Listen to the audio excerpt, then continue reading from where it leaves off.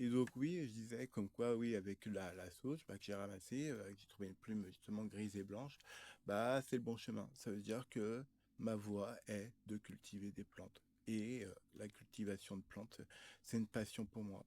J'aime beaucoup les plantes, j'aime bien les voir pousser, les voir grandir, et quand ils ont un problème, bah, j'aime bien prendre soin d'eux. Je mets au niveau, je sais qu'il y a plusieurs niveaux, il y a le niveau des minéraux, qui est le niveau 1, après il y a les plantes qui sont dans le mouvement, et ensuite il y a les animaux, et ensuite il y a les humains, et après il y a les anges. Et donc moi je pense que j'essaye de ramener les plantes vers le niveau animal. Donc bah, je les aime autant que j'aime un chat.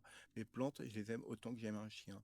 Donc y a pas, je fais pas de distinction entre mes plantes et des animaux.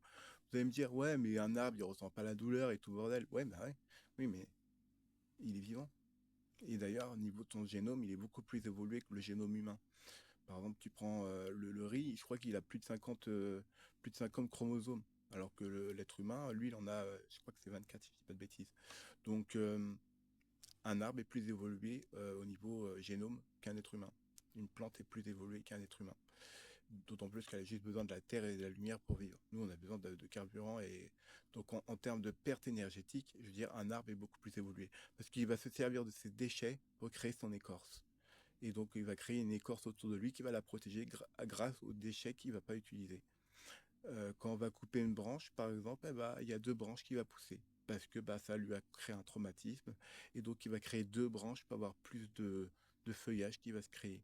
Et d'ailleurs, on m'a toujours dit que les cimes d'un arbre, c'est l'équivalent de ce qu'il a en racinaire dans les profondeurs de la terre. Donc, si on voyait un arbre immense avec beaucoup de branches et tout, bah, il a l'équivalent en mode miroir au niveau des racines.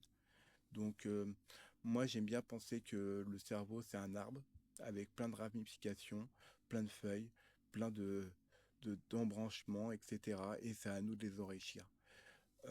Donc voilà. Et depuis 2016, bah, j'ai une certaine souffrance qui s'est installée en moi.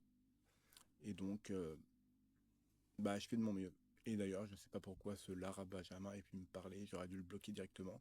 Et c'est pareil pour Hélène FRD. Elle m'a fait cliquer sur un lien Google Drive pour son introspection. D'ailleurs, l'introspection, c'est une photo qu'elle a prise de son écran. Et à ce moment-là, j'ai eu mon premier écran blanc.